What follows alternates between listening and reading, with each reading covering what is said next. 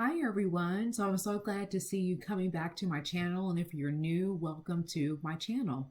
So a few weeks ago, I put out a video where I was requesting questions from those of you who had questions about your natural hair or locks or just lifestyle questions. And so I wanted to cover a couple of questions that came through, and I added some additional questions that I saw over the course of the Sisterlock videos I've made that I want to put in this video as well. So I believe I have about 5 different questions that I want to cover. So let's get started. So one of the people that submitted their question to my call for questions for this Q&A video is Brendalia Thomas, and I hope I didn't butcher your name because you have a beautiful name, but Brendalia Thomas said, she asked, is frizziness normal and how do you minimize frizz? I feel like yes, frizziness is normal. I think that's a part of the locking process. I am actually almost 2 years in. I can't believe it, but I'm almost 2 years into my journey, and I still have some locks for you to look real close where you can see frizziness. As far as minimizing it, I think it depends upon what's causing the frizziness, right? So if it's natural frizziness and it's a part of your hair locking, I don't know if there's a way to really minimize that. But if your frizziness is because of products you're using or because your hair is too dry, things of that nature, then you may want to look at that too. So your consultant can help you troubleshoot if it's a product that may be causing the frizziness or if it's actually just your hair going through the locking process. But short, yes, frizziness is a part of the process. You just have to determine what may be causing it if it's outside of just the normal frizziness that occurs. The second person that left a question for me is Jasmine Del Noir. And again, another beautiful name, and I hope I pronounced it correctly. But Jasmine asked, have you changed your regimen? If yes, why? So if you followed my journey so far, you know that absolutely yes, I have changed my regimen from time to time. My reason for changing it is because I have been suffering from some hair loss during this journey, which is brand new for me because I really didn't have hair loss when I was a loose natural for 9 years before locking my hair.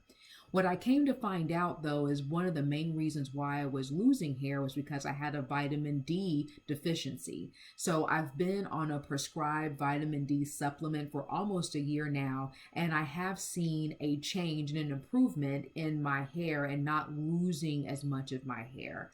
But I have tried different things just trying to strengthen my hair. And as a spoiler alert, I do have the potential of a new regimen that's much lower maintenance and I think is really better for my hair. So I'm going to go to my consultant in a couple of weeks to get my locks retightened, and she'll be the person that will tell me if this new regimen is really working for me or not. So if she gives me the thumbs up that it works, then I'll be glad to share with all of you what my new much lower maintenance, much easier regimen is. So hopefully I'll be sharing that with you all soon. So thank you, Jasmine, for your question. Here are a few other questions that I found across the few videos that I've done focused on my Sisterlock journey.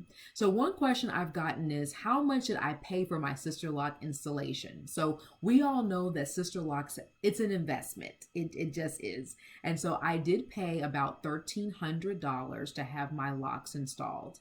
If you're new to Sisterlocks or you're just kind of researching it, basically the cost of your installation is based on the length of your hair when your locks are being installed.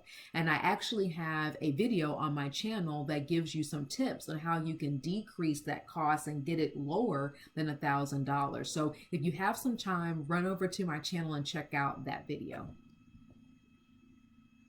My fourth question is, where did you take your self-retightening class? So my consultant actually does not do self-retightening classes, but I did find another consultant in my area that actually does offer the self-retightening class. So that's how I took mine. If you're having trouble finding someone, I recommend looking on the Sisterlock's main website, as they may have a list of classes or a list of consultants that offer self-retightening classes in your area.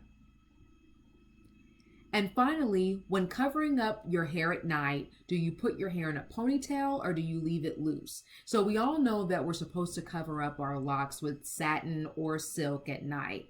And I actually leave my hair loose. And my main reason for leaving my hair loose when I tie up my hair at night is because I have suffered some hair loss. I'm like afraid that if I put my hair in a ponytail, it's going to be too much tension and that may be a bigger issue for my hair. So that's why I leave my hair loose in the satin cover that I put on my hair at night. So these were all some really good questions and I really, enjoyed answering them.